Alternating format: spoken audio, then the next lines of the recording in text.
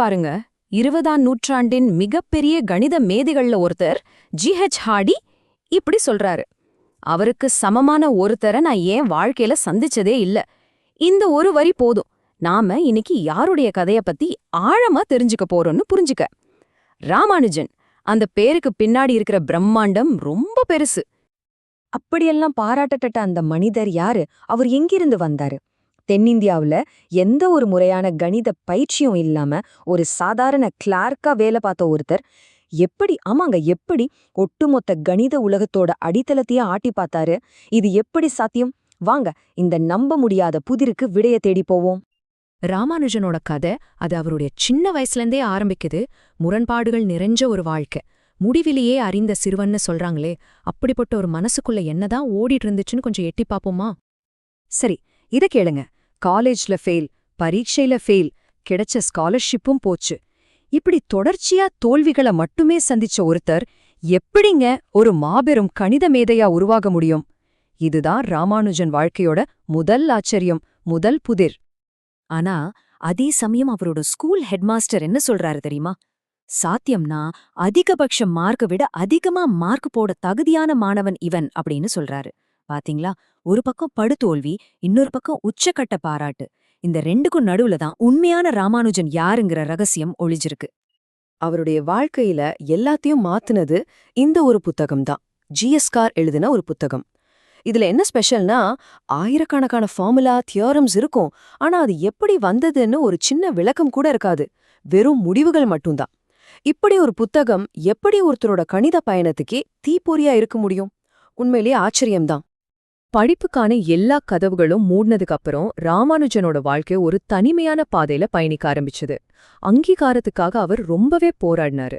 உண்மை சொல்லணும்னா, இந்த காலகட்டத்துல தான் இந்த உலகம் ஒரு மிகப்பெரிய கணித மேதைய கிட்டப்பட்ட இழக்க இருந்துச்சு. அவருடைய போராட்டமான வருஷங்களை பாருங்க. 1904 கும்பகோணம் காலேஜ்ல ஃபெயில், 1906 சென்னை பச்சேப்பன் காலேஜ்லயும் ஃபெயில், 1909 9 வயசு ஜானகியோட திருமணம். வேலை தேட வேண்டிய அழுத்தம் இன்னும் அதிகமாகுது. ஆனா இதுக்கு நடுவுல 1911 முதல் முறையா ஒரு பேப்பரை பப்ளிஷ் பண்றாரு. அப்புறம் 1912 தான் மெட்ராஸ் போர்ட் ட்ரஸ்ட்ல ஒரு சின்ன கிளார்க் வேலை கிடைக்குது. இத்தனை கஷ்டத்துக்கு நடுவுலையும் அந்த தனிமையில தான் அவர் உலகத்தையே ஆச்சரியப்படுத்த போற கண்டுபிடிப்புகளே எழுதிட்டு இருந்தாரு. வரும் அவரோட உடம்பத்தான் வாட்டுச்சே தவிர மனசே இல்ல. அப்போ இந்த போராட்ட காலத்துல அவர் சும்மா இருந்தாரா? இல்லவே இல்ல. இந்த நோட்புக்குகளை பாருங்க. இதுக்குள்ளதான் அந்த அதிசயம் இருக்கு. உலகம் அவரை கண்டுக்காத அந்த நேரத்துல ராமானுஜன் ஆயிரக்கணக்கான புது புது தியோரம்ஸ கண்டுபிடிச்சு இந்த நோட்புக்குகளை நிரப்பிட்டு இருந்தாரு. இதெல்லாம் வெறும் நோட்புக்ஸ் இல்ல, ஒரு மாமேதையோட மனசோட வரைபடம். சரி, தனிமையில போராடினது போதும்னு ஒரு கட்டம் வருது. அதுதான் திருப்புமுனை. இங்க இந்தியால தன்னோட கணித அறிவை புரிஞ்சுக்க யாரும் இல்லைன்னு தெரிஞ்சுக்கிட்ட ராமானுஜன் தன்னோட கடைசி நம்பிக்கையா ஒரு காரியம் பண்றாரு. இங்கிலாந்துல இருக்கிற கேம்பிரிட்ஜ்க்கு ஒரு கடிதம் எழுதுறாரு. ஒரு சாதாரண கடிதம், ஆனா அது வரலாற்றையே மாத்தி எழுத போகுதுன்னு அப்போ அவருக்கு தெரியாது. யோசிச்சு பாருங்க, ஒரு பக்கம் மெட்ராஸ்ல ஒரு சாதாரண கிளர்க், இன்னொரு பக்கம் கேம்பிரிட்ஜ் யூனிவர்சிட்டியில உலக புகழ்பெற்ற ஒரு கணித பேராசிரியர் ஜி.ஹெச். ஹார்டி. சம்பந்தமே இல்லாத இந்த ரெண்டு உலகத்தையும் அந்த ஒரு கடிதம் தான் இணைக்குது. அதுவும் 1913 ஜனவரியில. கணித உலகத்தோட மிக முக்கியமான பார்ட்னர்ஷிப்கள்ல ஒன்னு அன்னைக்குதான் ஆரம்பிச்சது. அந்த கடிதத்தை படிச்ச ஹார்டிக்கு ஒரே குழப்பம், திகைப்பு. அதிலிருந்து சில ஃபார்முலாக்களை பார்த்து மிரண்டு போயிட்டாரு. இது உண்மையா இருக்கவே முடியாதேன்னு நினைச்சாரு. ஆனா கணிதத்துல எனக்கு தோணுச்சுன்னு சொல்ல முடியாது இல்லையா? எல்லாத்துக்கும் ப்ரூஃப் வேணும். அதனால ஹார்டி ராமானுஜனுக்கு பதில் எழுதுறாரு. நீங்க செஞ்சிருக்கிறது ரொம்ப பெருசா தெரியுது, ஆனா அதுக்கு ஆதாரம், அதாவது ப்ரூஃப் காட்டினாதான் என்னால ஏத்துக்க முடியும்னு சொல்றாரு. இதுதான் அந்த ரெண்டு பேருக்கும் நடுவுல நடந்த முதல் உரையாடல். ஆனா ராமானுஜன் இங்கிலாந்து போறதுல ஒரு பெரிய சிக்கல் இருந்துச்சு. அவங்க சமூக வழக்கப்படி கடல் தாண்டக்கூடாது. அப்போதான் ஒரு ஆச்சரியமான விஷயம் நடக்குது. அவங்க அம்மா கனவுல அவங்களோட குலதெய்வமான நாமகிரி தேவி தோன்றி, உன் மகனோட வாழ்க்கை லட்சியத்துக்கு நீ தடையா நிக்காதன்னு சொன்னதா சொல்றாங்க. அதுக்கப்புறம்தான் அவங்க அம்மா சம்மதிச்சாங்க. இது அறிவியலும் ஆன்மீகமும் சந்திக்கிற ஒரு அபூர்வமான புள்ளி. இப்போ அந்த பயணம் தொடங்குது. மெட்ராஸ்ல இருந்து ட்ரினிட்டி கல்லூரிக்கு. இது வெறும் ஒரு ஊர்ல இருந்து இன்னொரு ஊருக்கு போற பயணம் மட்டும் இல்ல. இது ரெண்டு உலகங்கள் ஒன்னோட ஒன்னு மோதிர தருணம். 2 விண்ண கலாச்சாரங்கள், 2 விண்ண சிந்தனை பள்ளிகள் ஒன்ன சந்திக்கப் போகுது. 1914 மார்ச் மாசம் எஸ் நிவாசாங்கிற கப்பல்ல ராமானுஜன் ஏறுறாரு. தனக்கு பழக்கமான எல்லாத்தையும், குடும்பம், சாப்பாடு, கலாச்சாரம் எல்லாத்தையும் விட்டுட்டு போறாரு. அவர் ஒரு புது உலகத்தை நோக்கி மட்டும் போகல, தன்னோட விதிய நோக்கியும் பயணம் செஞ்சாரு. இவங்க 2 பேருக்கும் இருந்த வித்தியாசத்தை பாருங்க. ராமானுஜன் முழுக்க முழுக்க இன்ட்யூஷன், உள்ளுணர்வு, கனவுல ஃபார்முலா வரும்னு சொல்ற ஒரு ஆழமான ஆன்மீகவாதி. ஆனா ஹார்டி அவர் ஒரு தீவிர நாத்திகர். லாஜிக், கடுமையான ப்ரூஃப், இதை தவிர எதையும் நம்ப மாட்டாரு. ஒருத்தர் தனிமையில வளர்ந்த மேதை, இன்னொருத்தர் அந்த சிஸ்டத்தோட மையத்துல இருந்தவரு. இப்படி 2 துருவங்கள் ஒன்னு சேரும்போதுதான் கணிதத்துல உண்மையான அதிசயங்கள் நடந்தது.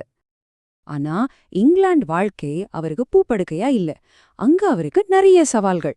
முதல் உலகப் போர் நடந்த நேரம், அதனால சாப்பாட்டுக்கு ரொம்ப பஞ்சம். இவர் கடுமையான சைவம். அங்க இருந்த குளிர், ஈரப்பதம் அவருக்கு ஒத்துக்கவே இல்ல. கூட பேச ஆள் இல்லாம தனிமை, குடும்ப ஆதரவும் இல்ல. இது எல்லாத்துக்கும் மேல வேலையில மூழ்கிட்டா சில சமயம் 30 மணி நேரம் தொடர்ந்து வேலை செய்வாராம். இதெல்லாம் சேர்ந்து அவருடைய உடம்ப கொஞ்சம் கொஞ்சமா அரிக்க ஆரம்பிச்சது. இப்போ நாம கதையோட கடைசி கட்டத்துக்கு வர்றோம். இறுதிச் சமன்பாடு. ராமானுஜனோட உடம்பு கொஞ்சம் கொஞ்சமா பலவீனமாக ஆரம்பிச்சது. ஆனா ஆச்சரியம் என்னன்னா, அவரோட மனசு முன்ன விட இன்னும் பிரகாசமா எரிஞ்சிட்டு இருந்துச்சு. இது அவரோட வாழ்க்கைக்கும் மரணத்துக்கும் நடுல நடந்த ஒரு போராட்டம். 1917 வருஷம் வசந்த காலத்துல ராமானுஜனுக்கு உடம்பு ரொம்ப முடியாம போச்சு. அவருக்கு காசநோய், அதாவது டியூபர்குலோசிஸ் வந்திருக்கலாம்னு கண்டுபிடிச்சாங்க. இடவிடாத வேலை, சரியான சத்துணவு இல்லாதது, இங்கிலாந்தோட சூரிய வெளிச்சமே இல்லாத அந்த கிளைமேட், இதெல்லாம் சேர்ந்துதான் அவரோட உடம்ப இந்த நிலைக்கு கொண்டு வந்தது.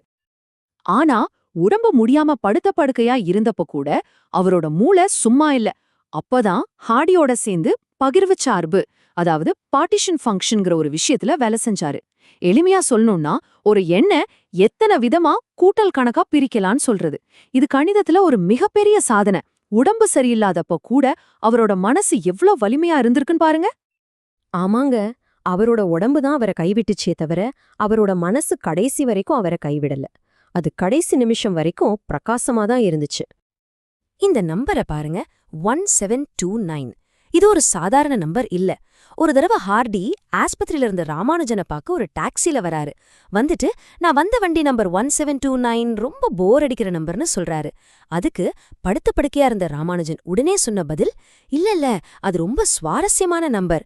2 கியூப் நம்பர்களை கூட்டி வர விடைய 2 வேற வேற வழியில சொல்லக்கூடிய மிகச்சிறிய எண் அதுதான்னு சொன்னாராம். யோசிச்சு பாருங்க, அந்த நிலைமையிலயும் அவரோட மனசு எவ்ளோ கூர்மையா வேலை செஞ்சிருக்குன்னு.